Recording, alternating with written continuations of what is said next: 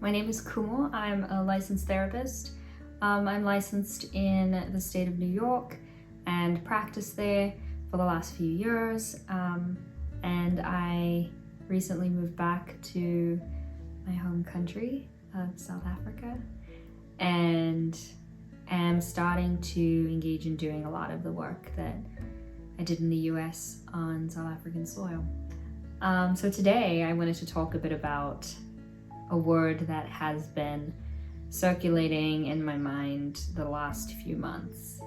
I've experienced a lot of change that has felt really abrupt, and I think in learning how to cope with that, I've come back to a part of my childhood self that I think I stuffed away for a really long time, that I think could provide a lot of help and clarity to other people.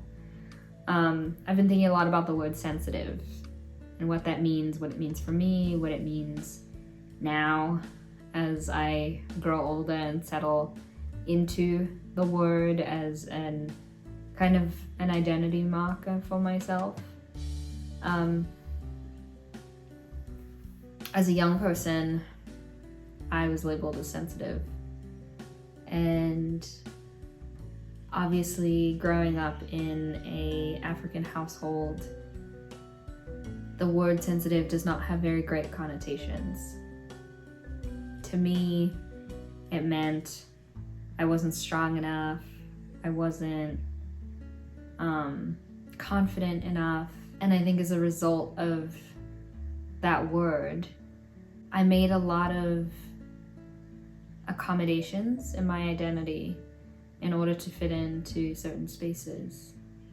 And I'm talking about this because, as a therapist, a lot of the work that we do with folks is to find out what are those kind of missing pieces or parts of ourselves that we've kind of stuffed down in order to fit in to certain spaces, right? Whether that's family, whether that's work, whether it's friends, whether it's ourselves. As we grow up, we learn from our environments about what's acceptable, what people will be proud of us for, what are the things that make us a worthy person. And I think for me, one of those things was to not be sensitive. That part of myself was holding me back, that it wasn't helping me become the best version of myself. And in the last few months, I've had to really come face to face with that narrative. I used to cry a lot as a kid, and I realized in the last few months that I just struggled to do that authentically, both with myself and with other people. I think I would, but there would be long stretches of time where I just wouldn't. And crying was a very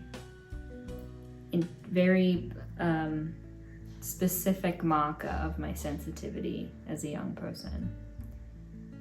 Now, as I grow older, and the last few years have been really hard for everyone, but particularly for me, it's brought me closer to that part of myself that used tears as, in hindsight, a way to process. I had to really let go of this narrative that my tears were hurting me and that they were hurting my capacity to be, a self-actualized human being or a confident person or a strong person, that tears are just a marker of your body trying to process. And at least for me, tears serve a really important purpose. Now, as I kind of dug deeper into the word, I noticed that sensitivity was a little bit more than just the tears. I've always been really sensitive to really abrupt imagery, and I don't like scary movies, and I'm easily overstimulated, right, by certain things. Additionally, I've suffered from a chronic illness for over 10 years, closer to 15 maybe. that's made me sensitive to a lot of things. And it's made it hard in a lot of ways for me to show up the way other people do. And especially because it's not something that's visible, I think I had to do a lot more work to stuff down the parts of myself that needed help, that kind of needed nurturing.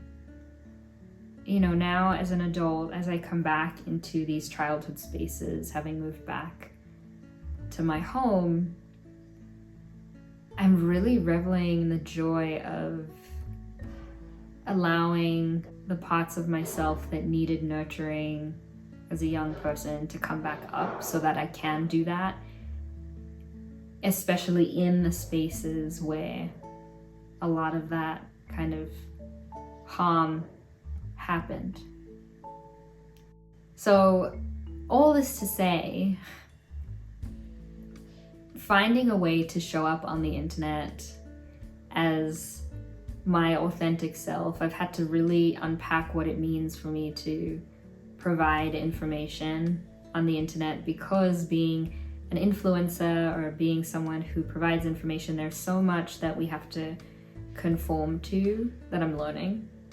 That you have to be loud enough or keep people's attention for long enough, and you know, there's so much that has to go into it in order to make sure that, you know, you get the engagement that you want. And for a long time, I think it was keeping me from really providing the information. And now that I'm leaning into this part of myself that is